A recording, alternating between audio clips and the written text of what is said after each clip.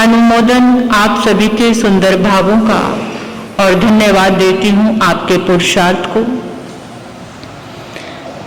आपने सुंदर पुरुषार्थ किया, इस धर्म आंगन की ऊर्जा से स्वयं को जोड़ा, संत समागम का भाव आपके भीतर में जागा। आज की ये पावन वेला, चातुर्मास की ये पावन वेला आप सभी के लिए आनंददायी हो, सुखदायी हो, मंगलदायी हो। आप स्वस्थ रहकर अध्यात्म में अपने आप को आगे बढ़ाएं। मेरे पूरे समाज में, हर एक परिवार में सुख, शांति, समृद्धि, धर्म का वास हो, ऐसी शुभ मंगल कामनाएं शासनेश प्रभु से करती हूँ। मेरे समाज का बच्चा बच्चा स्वस्थ रहे, सबके भीतर में सन्मति रहे, सद्बुद्धि रहे, सन्मति के साथ, विवेक के साथ जीवन उन्नति की ओर आगे बढ़े। गुरुदेव के चरणों में गीत की 2 लाइनें, उसके बाद चातुर्मास के लिए आपको कुछ कहना चाहूंगी। इस गुरु की नगरी में आकर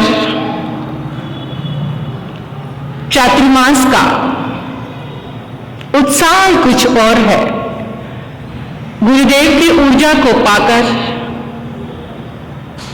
अंतर्मन अति प्रसन्न है, उल्लास है, आनंद है। हर पल यही संदेश भीतर में आ रहा है कि जो गुरु की शरण में आ गया उसका बेड़ा पार हो गया। और ऐसे बाबा की नगरी, ये जालना नगरी, गुरु की नगरिया आई झूम झूम दुनिया, गुरु की नगरिया आई झूम झूम दुनिया, समा है सुहाना करो वंदना, गुरु की नगरिया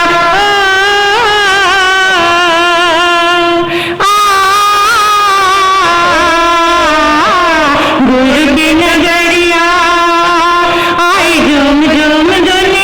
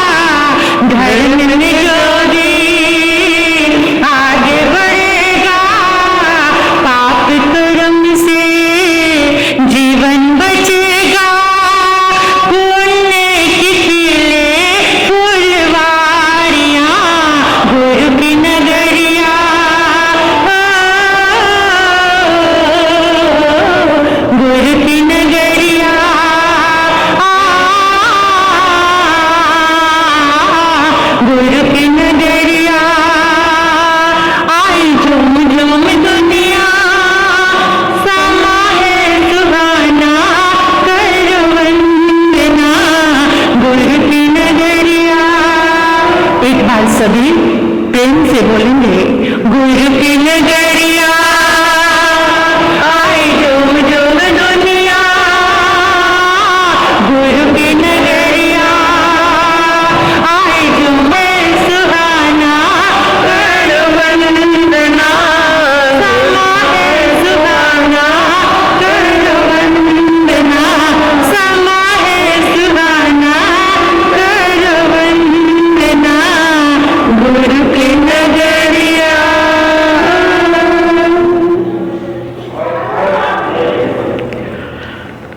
चातुर्मास एक सुंदर स्पिरिचुअल सीजन है हमारा। आपका सीजन आता है तो कितने अवेयर होते हो, लेकिन ये सीजन आपके लिए भी है। सबसे इंपॉर्टेंट सीजन, स्पिरिचुअल सीजन, आत्मा की उन्नति का सीजन, चातुर्मास। चातुर्मास क्या? थोड़ी सी बात करेंगे आज के युग को, आज के विज्ञान को, आज के साइंस को साथ में लेकर। एक एक शब्द को अपने माइंड में नोट करना, कंसंट्रेशन पावर को साथ में लेकर के बैठना। चातुर्मास हर साल आता है। क्या है चातुर्मास? क्या है चातुर्मास? हाँ, चातुर्मास का मतलब तो 4 महीने ही है। चार मास, यानी चातुर्मास 4 महीने। लेकिन क्या 4 महीने? क्या कौन से 4 महीने? वर्षा ऋतु के 4 महीने। वर्षा ऋतु के ये 4 महीने आषाढ़ी पूर्णिमा से प्रारंभ होकर के कार्तिक पूर्णिमा तक 4 महीने। वर्षा ऋतु के 4 महीने। वर्षा ऋतु में वर्षा के कारण जीवों की उत्पत्ति, आत्म संयम में, शरीर के संयम में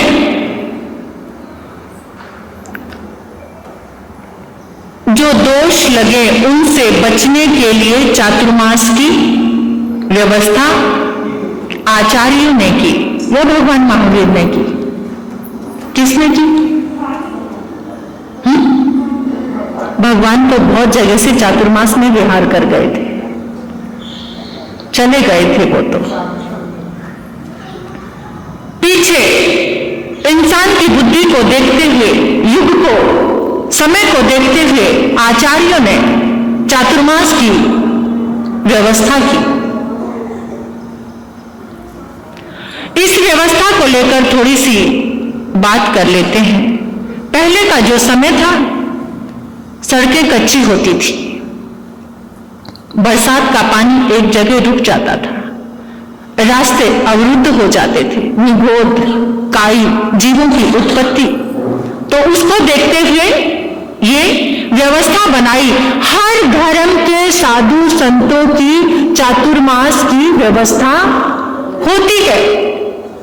सभी जितने भी धर्म हैं हमारे भारत में, तो उस सब के जो संत हैं वो चातुर्मास करते हैं। लेकिन अब समय बदल गया है।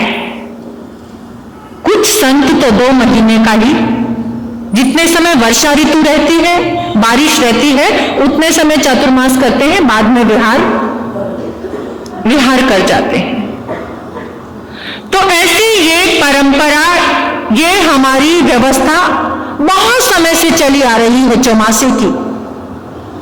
आज तो सब चीजों के मायने बदल गए हैं, चेंज होते जा रहे हैं, लेकिन अगर इसका आध्यात्मिक पक्ष देखा जाए तो मैं उसकी थोड़ी सी बात आपके समक्ष लेकर आऊंगी कि जो वर्षा ऋतु के ये 4 महीने कितने इंपॉर्टेंट हैं, कितने सबसे ज्यादा महत्वपूर्ण है। कितना महत्वपूर्ण है ये चातुर्मास आप सबके लिए भी और हमारे लिए भी। आपको 4 महीने में निमित्त मिलता है, साधु संतों का सानिध्य मिलता है, प्रेरणा मिलती है। बाकी खुले समय में आपको वो नहीं मिलता। खुले समय में लेकिन जालना नगरी तो बड़ी महान नगरी है, यहां तो हर समय, लेकिन पता नहीं अपने आप चातुर्मास की ऊर्जा अलग हो जाती है। मन की जो मानसिक स्थिति है, मन के जो भाव है, वो ऐसे जुड़ जाते हैं कि पूरे वातावरण में जो वाइब्रेशन होती है, ऊर्जा होती है, वो कुछ अलग तरह की होती है, जो हमारे मन को प्रेरित करती है कि चातुर्मास आया। हमें कितने सारे लोग तो संकल्पबद्ध होकर बहुत सारी प्लानिंग करते हैं चातुर्मास के लिए। वैदिक धर्म में, सनातन धर्म में भी चातुर्मास का बहुत बड़ा महत्व है। और वहां पर एक कथा आती है, मुझे बहुत अच्छी लगी वो बात, और उसका एक लॉजिक इफेक्ट मैंने अंदर से एनालाइज किया कि जो वैदिक धर्म है, सनातन धर्म है, उसमें एक बात आती है कि जो देवशयनी एकादशी के दिन जो विष्णु यानी पूरी सृष्टि का जो पालन करते हैं, वो योग निद्रा में चले जाते हैं 4 महीने के लिए। वो 4 महीने योग निद्रा में चले गए, यानी सृष्टि का जो संचालन है वो शिव जी के, शिव उनके हाथ में आ गया। और जितने भी देव थे, देवशयनी एकादशी क्यों कहते हैं कि जितने भी देव थे उनकी शरण में रहने वाले वो सब भी कहां चले गए, उनकी सेवा में जाकर वो भी योग निद्रा में चले गए। तो उस समय सृष्टि में कोई भी मांगलिक कार्य, आज भी फॉलो कर रहे हो आप इस चीज को कि देव सो गए हैं, यानी कोई भी मांगलिक कार्य, शादी विवाह मुहूर्त आदि के जो भी कार्य होते हैं वो सारे बंद हो गए। जब देव उठेंगे तो कार्य, देव उठने एकादशी आएगी ना, उसके बाद ये कार्य शुरू हो जाएंगे। तो यानी जहां पर वो दिव्य शक्ति अपनी योग निद्रा में चली गई, पहले दिव्य शक्ति, एक एग्जाम्पल के तौर पर मैं आपको बता रही हूं कि दिव्य शक्ति की ऊर्जा से सब कुछ संचालित हो रहा था। अब वो दिव्य शक्ति सो गई, तो इंसान को ज्यादा से ज्यादा क्या करना है, जिससे वो प्रोटेक्ट रहे। और प्रोटेक्ट रहने वाली चीज क्या है, करने वाली चीज हमारी धर्म आराधना है। तो इन 4 महीने में जब दिव्य शक्ति हमसे दूर हो गई, तो हमें ज्यादा से ज्यादा धर्म की आराधना करनी है, जिसके कारण हम सब सेफ रहे, सेव रहे और सुरक्षित रहे। तो ये हमें पुरुषार्थ करना है। तो शिव जी के हाथ में जो ये संचालन आया, तो इसको 4 महीने को सनातन धर्म में यम का जबड़ा भी कहा है कि ये 4 महीने क्या है, यमराज का जबड़ा है। जबड़ा बोले किसी के जबड़े में कोई चला जाए तो जबड़ा इसलिए बोला कि इन 4 महीनों में बीमारियों की इतनी ज्यादा उत्पत्ति होती है, उसके लिए हमें जागरूक रहना है। और जागरूक रहकर अगर हम धर्म की आराधना करते हैं तो हम बच सकते हैं। शिव जी नारायण को कहते हैं, नारद मुनि को, उनको कहते हैं कि जो व्यक्ति इस 4 महीने में भक्ति से धर्म की आराधना करता है, वो हजारों अश्वमेध यज्ञ करने के फल से भी ज्यादा उपलब्धि को, पुण्य को, धर्म को प्राप्त करता है।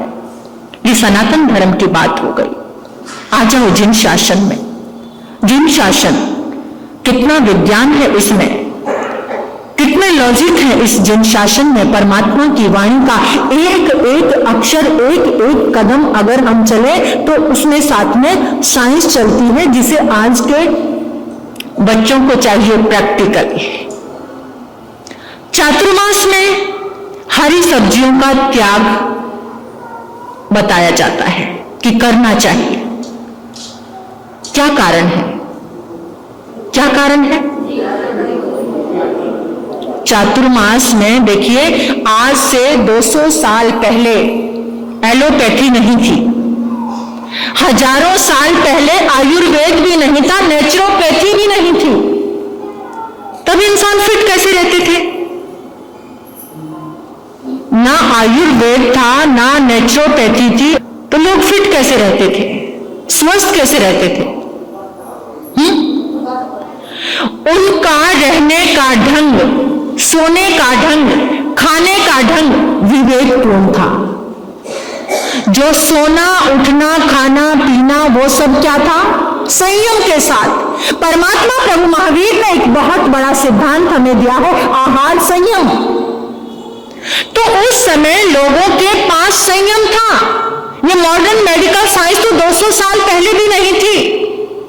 उस समय अगर आज भी हम जाग जाएं, एक MBBS MD डॉक्टर कह रहा है इस बात को, वो इतनी साइंस पढ़ने के बाद भी चातुर्मास के महत्व को हर एक इंसान आज समझ रहा है। हरी सब्जियां, इसका त्याग।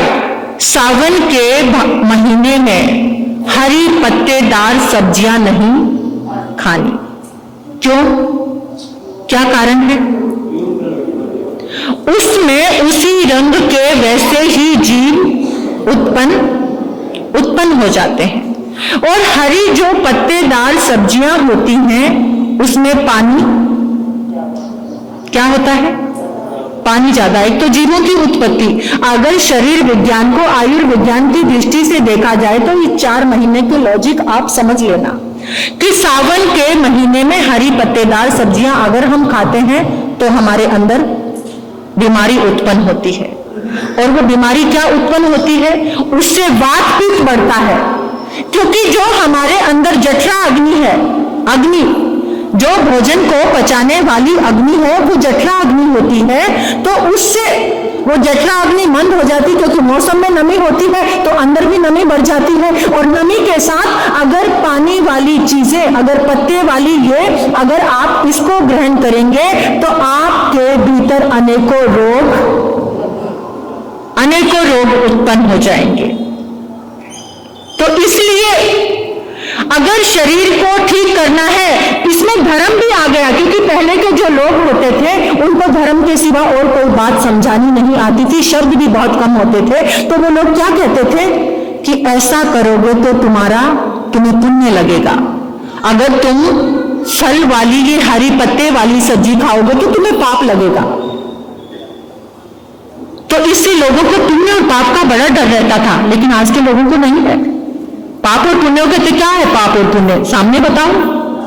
लेकिन चलो, पुण्य पाप के लिए ना सही, केवल अपने शरीर का ध्यान रखते हुए धर्म भी हो जाएगा और शरीर भी आपका निरोगी रहेगा। कुछ अपवाद है इसमें, जैसे धनिया पत्ती है, कड़ी पत्ता है या तुलसी पत्ता है, इसका उपयोग कर सकते हैं। सावन के महीने में जो जल होता है वो दूषित हो जाता है। एक ही जगह जो पानी होता है वो दूषित हो जाता है, और दूषित पानी में पैदा हुई ये फल सब्जियां आपके शरीर को बीमार करती हैं। ज्यादा स्किन प्रॉब्लम, सोराइसिस या चर्म रोग, ये ज्यादा उत्पन्न होने का डर रहता है। इसलिए शरीर स्वस्थ है, विज्ञान को समझने वाले, आयुर्वेदा वाले, उन सब ने हमें यही बताया कि सावन के महीने में उसका बचाव करना चाहिए। और जठरा अग्नि मंद है तो कम से कम भोजन करना चाहिए, क्योंकि अगर जठरा अग्नि हमारी पूरा काम नहीं कर रही तो अंदर गया हुआ भोजन पचेगा नहीं, और भोजन पचेगा नहीं तो वो हमारे शरीर को विकृत बनाएगा, बीमार बनाएगा। लेकिन हम तो ठूसते चले जा रहे हैं। सावन के महीने में एक समय भोजन करना चाहिए, शरीर बिल्कुल स्वस्थ रहेगा। एक समय भोजन, जो भोजन आग में प्रवेश कर गया है, पक गया है, वो सिर्फ एक बार ही करना चाहिए। इससे आपका शरीर, करके देखना, एक चातुर्मास आप करके देखना, आपका शरीर कितना अच्छा रहेगा। और चातुर्मास में यह बात आती है कि ज्यादा से ज्यादा तप करना चाहिए। उसके पीछे भी यही भाव है कि जठरा अग्नि मंद हो गई है, खत्म हो गई है, बिल्कुल ना के बराबर, बहुत, क्योंकि नमी मौसम में है तो अंदर जितना जो भोजन अंदर जाता चला जाएगा वो विकृत होगा, विकृत होकर आपके शरीर को रोगी बनाएगा, शरीर में रोग फैलेंगे। तो इसलिए क्या करना, परमात्मा कहते हैं कि तप करो, जितना ज्यादा तप करोगे उतना ज्यादा शरीर स्वस्थ रहेगा, अच्छा रहेगा। ये इतनी जो बीमारियां बढ़ गई है ना, ये हमारे असंयम के कारण है, ये हमारे अविवेक के कारण है। डॉक्टर लोग कह रहे हैं कि एक समय भोजन करने से तुम स्वस्थ रहोगे। डॉक्टर की बात समझ आती है और गुरुओं की, परमात्मा की बात समझ, अगर ये बात समझ आ जाए तो डॉक्टर के पास जाना ही ना पड़े, इसे समझना है। दूसरा महीना आता है भादों का महीना, सावन के बाद भादों का महीना। भादों के महीने में दही नहीं खानी। जो भादों के महीने में दही खाता है उनका फैटी लीवर हो जाता है। ये बता रहा है स्वास्थ्य विज्ञान। पहले के जो लोग स्वस्थ रहते थे, 12 के 12 महीने क्या खाना चाहिए, सभी चीजें 12 महीने खाने वाली नहीं है। लेकिन हम क्या कर रहे हैं, आज तो हर फल हर मौसम में, पहले मौसम के अनुसार खाते थे और बड़े बड़े अपने आप को शाही, कैसा स्टेटस समझते हैं, जिसके घर में बिना मौसम के भी फल डाइनिंग टेबल पर रखा नजर आए और लोगों को क्या मेरे घर का लाइफ स्टाइल, लिविंग स्टाइल और स्टेटस। लेकिन ये नहीं पता कि वो रोगों का पुंज आपके डाइनिंग टेबल पर रखा है, बेमौसम की चीज। ये तभी लोग इतना स्वस्थ बीमार नहीं होते थे, क्योंकि कौन से महीने में क्या खाना चाहिए, कौन से महीने में किस चीज का त्याग करना चाहिए, वो लोग पूरा का पूरा फॉलो करते थे। परमात्मा ने हमें लॉजिक दिया, विधियों का त्याग। 5 विधि है ना, उस विधि में, इसलिए आप दही की विधि भादों के महीने में नहीं खाना। कितने लोग कहते हैं कि हम तो कोई अल्कोहल भी नहीं लेते, कोई ऐसी चीज भी नहीं लेते, हम तो धर्म को ही फॉलो करते हैं, सारा कुछ ये करते, फिर भी फैटी लीवर है, बहुत बीमारी चल रही है ये फैटी लीवर। तो क्या कारण है? भादों के महीने में दही का सेवन, छाछ, लस्सी, इसका सेवन नहीं करना, आप स्वस्थ रहोगे। और भादों के बाद क्या आता है? अश्विन मास ना, आसोज का महीना। अश्विन मास में आपको दूध नहीं पीना, पूर्णतः दूध से बनी हुई चीजों का त्याग करना। करके तो देखो, शरीर आपका स्वस्थ रहेगा। कोलेस्ट्रॉल, जो कोलेस्ट्रॉल की मात्रा बढ़ती जा रही है, जो अश्विन मास में दूध पीता है उसका कोलेस्ट्रॉल बढ़ेगा ही बढ़ेगा, उसको हार्ट की प्रॉब्लम आएगी ही आएगी। अगर उसमें आप ये त्याग, उस समय भगवान महावीर की साइंस मुझे समझ आई कि तुम विधि का त्याग करो। एक दिन में जो 5 विधियों का सेवन करता है वो पापी पापी होता है। 5 विधियों के सेवन से इतने रोग उत्पन्न होते हैं, क्योंकि अंदर से जो भोग वृत्ति बढ़ती है, और जो भोग, क्योंकि 5 विधियों का सेवन करने वाला अत्यधिक भोग की ओर आकर्षित होगा, और जब वो भोग की ओर आकर्षित होगा तो शरीर रोगी होगा। चौथा महीना आता है कार्तिक मास। कार्तिक मास में 2 दल वाले अनाज, पता है आपको ये बात? 2 दल वाले अनाज यानी सबसे ज्यादा उड़द, जिससे आपके भीतर में, क्योंकि कभी कभी बहुत ज्यादा प्रोटीन जो होता है वो नुकसान देने वाला होता है। सारी दालों में 2 दल वाले अनाज में क्या होता है?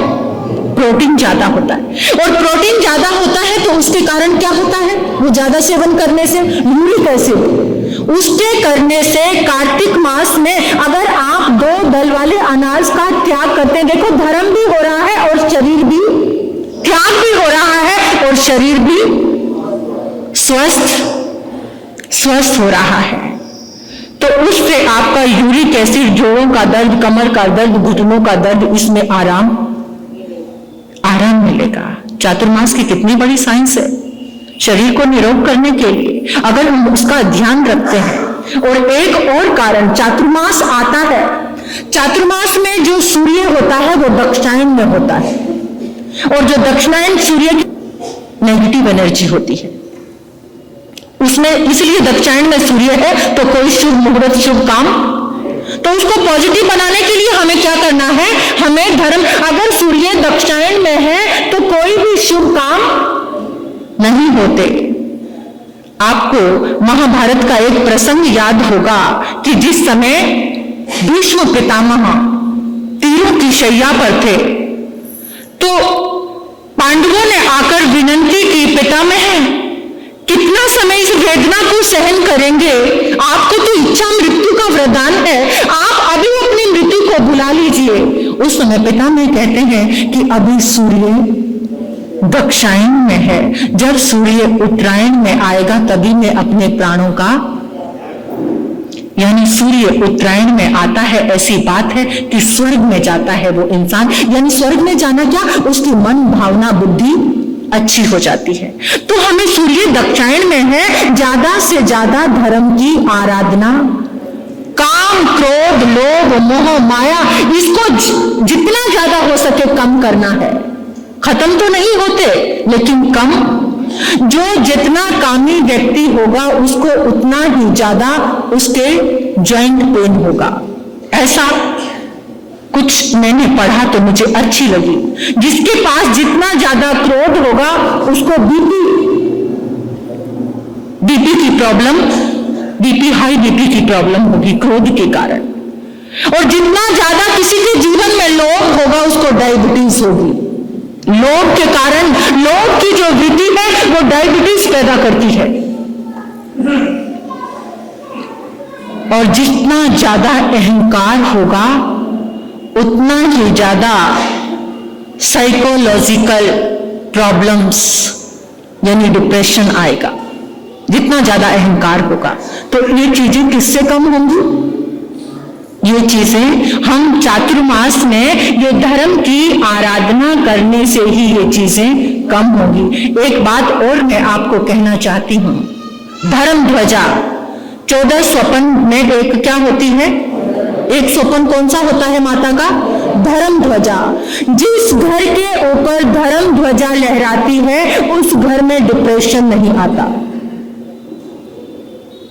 प्रयोग करके देख लेना, एक्सपेरिमेंट करो, आज से ही अपने घर के ऊपर नमोकार मंत्र का ध्वज फहराना। जैसे जैसे धर्म ध्वजा फहराती है वहां पर उस घर में डिप्रेशन नहीं आएगा।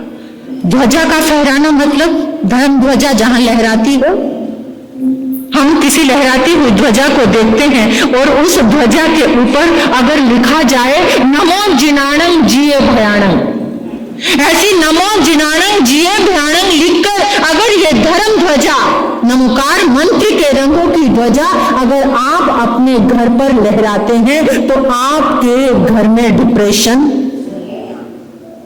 प्रयोग करना आज से ही चातुर्मास प्रारंभ की इस वेला में हर एक घर में धर्म की ध्वजा, और उससे उस धर्म ध्वजा को देखते हुए एक भीतर में संदेश मिले कि जैसे ये धर्म ध्वजा लहरा रही है ऐसे ही मैं और मेरा परिवार धर्म के मार्ग पर आगे बढ़ रहे हैं। चातुर्मास की इस सुंदर पावन वेला में अगर हम अपने जीवन में कुछ आज आपको संकल्प लेने हैं, कोई भी इस गुरु के दरबार से खाली ना जाए, कोई ना कोई संकल्प आप लेकर के जरूर जाना, ताकि इस चातुर्मास की आनंद वेला को आप परम कल्याण बना सके। आपके जीवन की उन्नति, जब हम किसी परंपरा को, धर्म को फॉलो करने लग जाते हैं तो जीवन की उन्नति होनी शुरू हो जाती है। चातुर्मास में इन 4 महीनों में ये सीजन ऐसा है कि आप पूरे 8 महीने का सामान तैयार कर सकते हैं ना, सेव कर सकते हैं कि आने वाले 8 महीने आप करते हैं ना। किसान लोग, मोस्टली लोग किसान होते थे। ये बड़ी बड़ी इंडस्ट्री जो चल रही है ये उस समय नहीं चलती थी, कोई कंपनी नहीं होती थी, कोई इंडस्ट्री नहीं होती थी। सब लोग क्या होते थे, ज्यादातर जमीन का काम होता था। और चातुर्मास के इस महीने में कोई बहुत ज्यादा उगाई विगाई जो भी ये काम होते हैं वो होते, यानी जो किसान लोग होते थे वो क्या होते थे, फ्री होते थे। और वो कहां पर आते थे, कहां पर आते थे, जहां संत होते थे वहां आकर धर्म सुनते थे। आज किसी को धर्म सुनने की जरूरत है? एक बहुत बड़ा धर्मात्मा आपके हाथ में आ गया है क्या? हाँ, इसलिए किसी को कुछ करने की, सुनने की फुर्सत नहीं। अगर 10 मिनट भी मिलते हैं ना, ये नहीं सोचते कि बच्चे को बैठकर कुछ समझा दें। उसमें भी क्या, किसी भी घर के अंदर एंट्री हो जाए, 4 लोग हैं, चारों अपने अपने कोने में मुंह करके बैठे हैं और सबके हाथ में क्या है, पता भी नहीं चलता कि कोई अंदर आया है। समय ही नहीं है, कैसे धर्म की आराधना होगी? आज मेरे युवक और मेरी युवती बहनें इस प्रांगण में आए हैं। मेरा एक विनम्र निवेदन है आपसे, आप अपने जिन शासन को, जैन धर्म को बचाना चाहते हो या नहीं? आपके कारण यह धर्म नष्ट हो जाएगा। अगर आप इसी तरह से मोबाइल लेकर घर में बैठे रहे और इस धर्म सभा में नहीं आए तो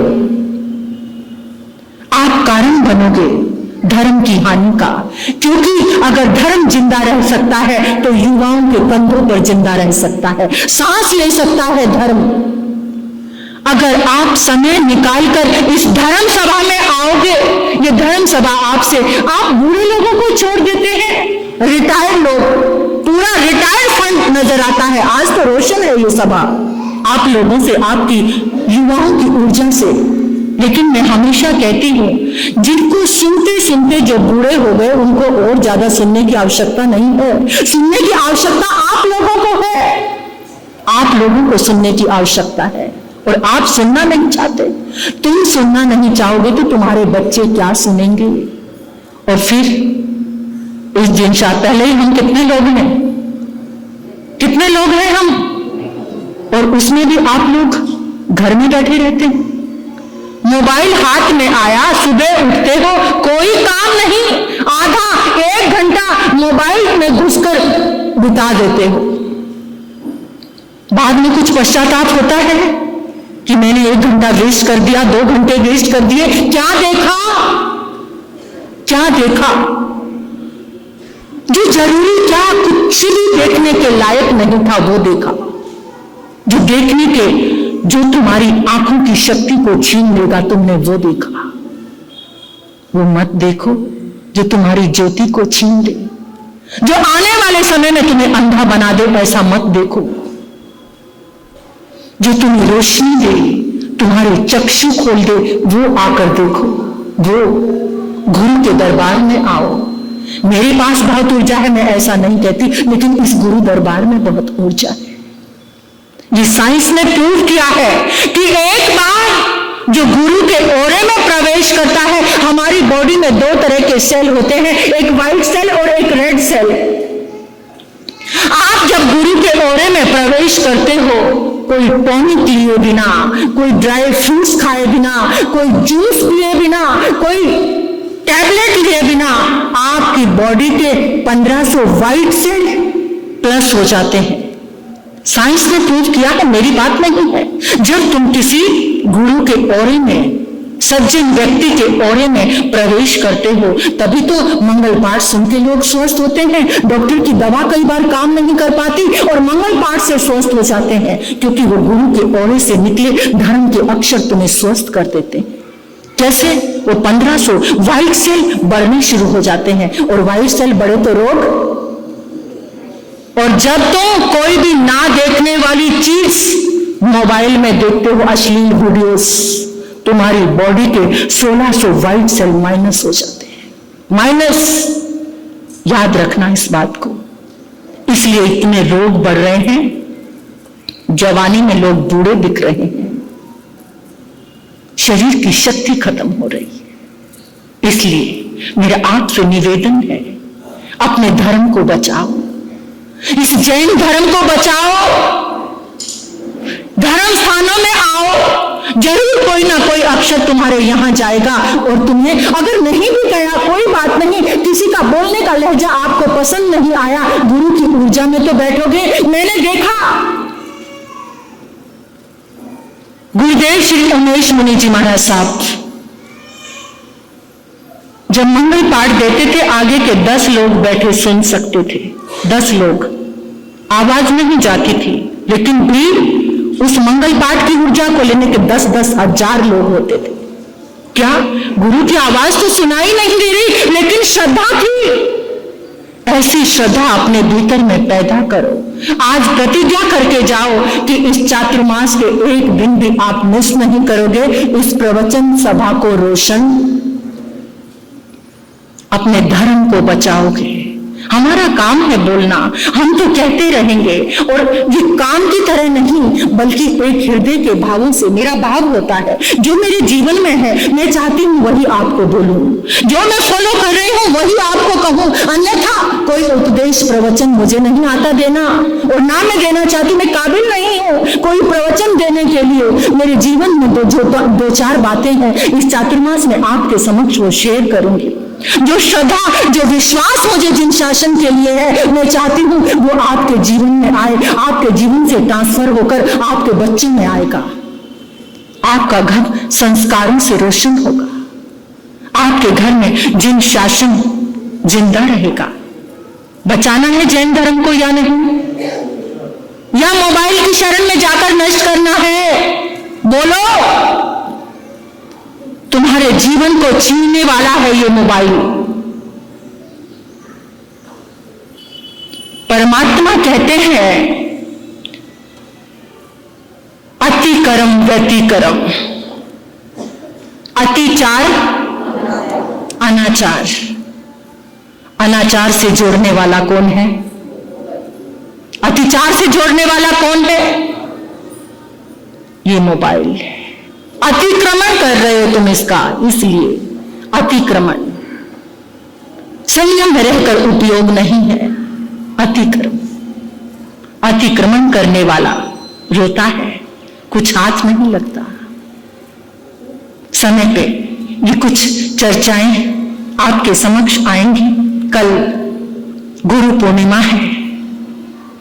गुरु पूर्णिमा की इस पावन वेला में सभी आकर गुरु की ऊर्जा जरूर ग्रहण करना, थोड़ा गुरु को सुन लेना, गुरु तत्व को जो जीवन को प्रकाशित करने वाला है। आप सभी इस चातुर्मास को देखो, हम 2000 किलोमीटर चलकर आए हैं। थोड़ी सी लाज रख लेना हमारे चलने की। बड़ा मुश्किल था रास्ता, आसान नहीं था। लुधियाना से यहां तक आए हैं। कितना समय ऐसा था, एक ही समय आहार मिलता था, कभी कभार रुकने की जगह नहीं मिलती थी, कभी कभार धर्म संप्रदाय पंथों में बंधे हुए लोग अपनी संकीर्ण दृष्टि से कुछ ऐसे व्यवधान उत्पन्न कर देते थे। बहुत सारा सब कुछ है, वो चला, लेकिन फिर भी हम गुरु की नगरी में आ गए। तो आप इस आंगन को जरूर रोशन करना, मेरी यही आप सभी से उम्मीद है।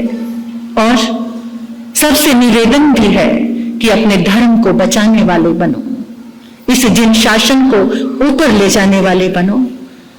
4 महीने के लिए मोबाइल के मोह को 1 घंटे के लिए छोड़ देना, और यहां जो मिले उसे यहां पर सेव करके लेकर जाना। इसी के साथ परमात्मा की वाणी के ये हीरे मोती हैं, इनको अपने साथ लेकर जाओगे तो आनंद ही आनंद पाओगे। जिसने ये सब मोती लूटे वो तो माला माले हुए। जिसने सब मोती लूटे वो तो माला माल हुए, दो कंगाल हुए। अरे दौलत के जो बने पुजारी आखिर वो कंगाल हुए। सोना चांदी वालों सुन लो, लोहे कपड़े वालों सुन लो, अरे ओ जालना वालों सुन लो, बात सुनाऊं खरी खरी, ले लो रे कोई प्रभु का प्यारा, शोर मचाऊं गली गली, वीर नाम के हीरे मोती, प्रभु नाम के हीरे मोती, गुरु नाम के हीरे मोती, मैं दिख रहा हूं गली गली, ले लो रे कोई प्रभु का प्यारा, ले लो रे कोई गुरु का प्यारा, ले लो रे कोई राम का प्यारा, शोर मचाऊं गली गली, मैं शोर मचाऊं, शोर मचाऊं, शोर मचाऊं गली गली।